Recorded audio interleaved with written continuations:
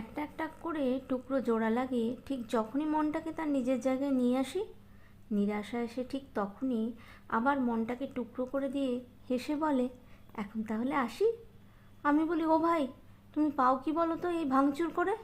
নিরাশা হো হো করে হেসে বলে, সুযোগটা তো তুমিই করে দাও বারে বারে।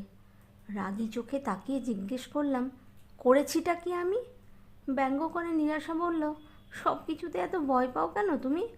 জীবন তো চলমান, তার সাথে পা মিলিয়ে চলতে যদি একবার শেখো, আমি তো কোন ছাড়, কোনো কিছুই তোমার মনকে ছুঁতে পারে কি না দেখো। আমি তো সামান্য নিরাশা, তাতে তুমি কাবু?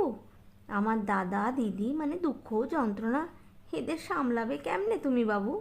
তোমার কথা শুনে বুঝতে পারছি কোথায় করেছি ভুলটা। আজ থেকে তুমি বা তোমার দাদা দিদিদের সাথে বন্ধুত্ব করেই চলবো জীবনের বাকি পথটা।